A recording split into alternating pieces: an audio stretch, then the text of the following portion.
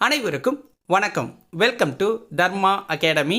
இந்த வீடியோவில் பொதுத்தமிழ் இலக்கணத்தில் ஓரெழுத்து ஒரு மொழி அப்படிங்கிற டாப்பிக்கை பார்க்க போகிறோம். பொதுத்தமிழ் நியூ சிலபஸில் அலகு 2ல் இந்த டாபிக் கொடுத்துருக்காங்க. ஓரெழுத்து ஒரு மொழியும் அதனுடைய பொருளும் நம்ம பார்க்க போகிறோம்.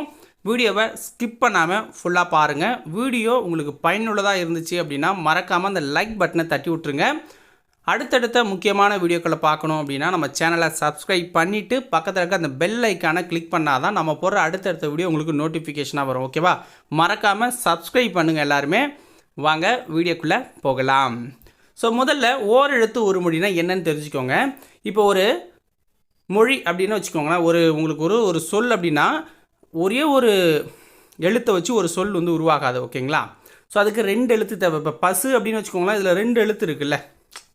ஸோ அப்போ தான் அது ஒரு மொழியாக கன்வெர்ட் ஆகி நமக்கு புரிகிற மாதிரி இருக்கும். ஆனால் தமிழில் ஒரு சில எழுத்துக்கள் ஒரே ஒரு எழுத்து ஒரு மொழியாக உருவாகி ஒரு பொருளை கொடுக்குது அப்படின்னு சொல்கிறாங்க. ஓகேங்களா? ஸோ அப்படி நிறைய பேர் நிறைய எழுத்துக்களை மென்ஷன் பண்ணியிருக்காங்க. நம்ம யாரோடதை பார்க்க போகிறோம் அப்படின்னா பவணந்தி முனிவர். ஓகேங்களா? நன்னூலோட ஆசிரியராக இருக்கிற பவணந்தி முனிவர் ஒரு 42 ஓரெழுத்துக்களை சொல்லியிருக்காரு. அதை மட்டும்தான் நம்ம பார்க்க போகிறோம். இதை எதையுமே எப்போதும் நீங்கள் படிக்காதீங்க, அது உங்களை குழப்பம். ஓகேங்களா?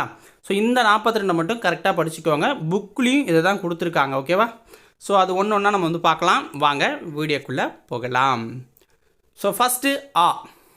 இதனுடைய பொருள் பசு அப்படிங்கிறத குறிக்கும். ஓகேங்களா? ஆ அப்படிங்கிறது பசுவை குறிக்கிறது. அடுத்தது இ. இது கொடு. ஓகேங்களா? இ அப்படிங்கிற ஓரெழுத்து கொடு அப்படிங்கிற பொருளை கொடுக்கும். உ அப்படிங்கிற இந்த ஓரெழுத்து ஒரு மொழி அப்படிங்கிறது இறைச்சி அப்படிங்கிற பொருளை குறிக்குது. உ அப்படிங்கிறது. ஓகேங்களா? ஏ அப்படின்னா அம்பு அப்படிங்கிற பொருளை தரும். ஏ அப்படிங்கிற மொழி அம்பு அப்படிங்கிறத குறிக்குது. ஐ அப்படின்னா தலைவனை குறிக்கிறது. ஐ அப்படிங்கிற ஒரு எழுத்து தலைவனை குறிக்கிறது. ஓ. ஸோ இது பார்த்தீங்க அப்படின்னா உங்களுக்கு மதகு நீர் தாங்கும் பலகையை குறிக்குது. ஓ அப்படின்னா மதகு நீர் தாங்குகிற பலகையை குறிக்குது. கா அப்படிங்கிறது சோலையை குறிக்குது. கா அப்படிங்கிற ஒரு எழுத்து சோலை அப்படிங்கிற பொருளை கொடுக்கும். கு. இந்த ஓரெழுத்து ஒரு மொழி பூமி அப்படிங்கிற பொருளை கொடுக்குது. கை அப்படின்னா ஒழுக்கம் அப்படிங்கிறத கொடுக்குது. கை அப்படிங்கிறது ஒழுக்கம் அப்படிங்கிற பொருளை கொடுக்குது.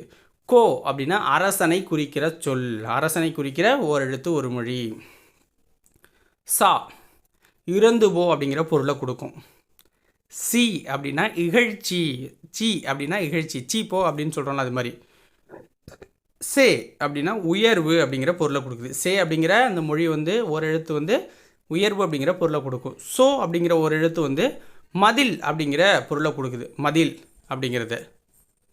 அடுத்தது தா அப்படிங்கிற ஒரு எழுத்து கொடு அப்படிங்கிற பொருளை குறிக்குது. தீ அப்படிங்கிற ஓர் எழுத்து நெருப்பு அப்படிங்கிற பொருளை குறிக்குது. தூ அப்படிங்கிற ஓர் எழுத்து அந்த மொழி தூய்மை அப்படிங்கிற பொருளை கொடுக்கும். தே இது கடவுள் அப்படிங்கிற பொருளை கொடுக்குது. கடவுள். தே அப்படின்னா கடவுள். தை அப்படிங்கிற இந்த சொல் தைத்தல் அப்படிங்கிற பொருளை கொடுக்குது. நா அப்படிங்கிற சொல் நாவு அப்படிங்கிறத குறிக்குது. ஓகேங்களா? அடுத்தது நீ அப்படிங்கிற இந்த சொல் முன்னிலை ஒருமை அப்படிங்கிறத குறிக்குது. நே அப்படின்னா அன்பு அப்படிங்கிறத குறிக்குது.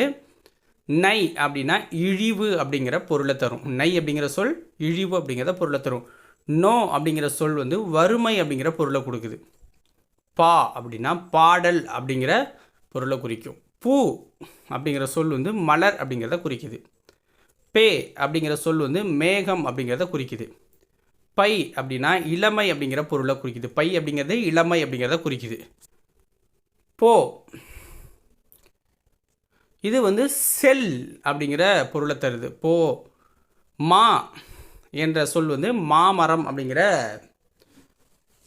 பொருளை கொடுக்கும். மீ அப்படின்னா வான் அப்படிங்கிற பொருளை கொடுக்கும். மீ அப்படிங்கிற சொல் வான் அப்படிங்கிறத கொடுக்குது. மூ அப்படிங்கிறது மூப்பு அப்படிங்கிற பொருளை தரும். மே அப்படிங்கிற சொல் அன்பு என்னும் பொருளை தருது. மே அப்படிங்கிற சொல் அன்புங்கிறத தருது. மை அப்படிங்கிற சொல் அஞ்சனம் அப்படிங்கிற பொருளை தருது. மோ அப்படிங்கிற சொல் முகத்தல் அப்படிங்கிற பொருளை தருது. யா என்ற சொல் அகலம் என்ற பொருளை தருது.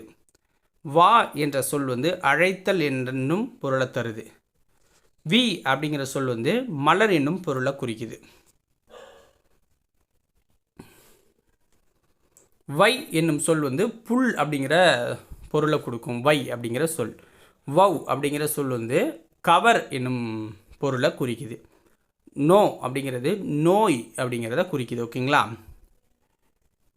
தூ அப்படிங்கிறது பார்த்தீங்க அப்படின்னா உன் அப்படிங்கிற பொருளை கொடுக்கும். தூ அப்படிங்கிற ஒரு சொல் உன் அப்படிங்கிற பொருளை கொடுக்கும். ஓகேங்களா.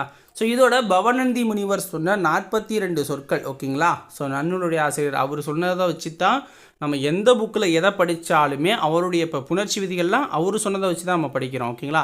ஸோ வணிகவியல், பாலிட்டி எந்த புக் எடுத்தாலுமே அவருடைய மேற்கோளை காட்டி தான் அதிகமாக இருக்கும். திருக்குறளுக்கு அடுத்தது நன்னூல் தான். ஓகேங்களா. ஸோ அதனால் அதை மட்டும் ஃபாலோ பண்ணிங்கனாலே போதுமானதாக இருக்கும். இந்த வீடியோ பதிவு உங்களுக்கு பிடிச்சிருந்தா ஒரு லைக்கை போட்டு சேனலை சப்ஸ்கிரைப் பண்ணி சப்போர்ட் பண்ணுங்கள்.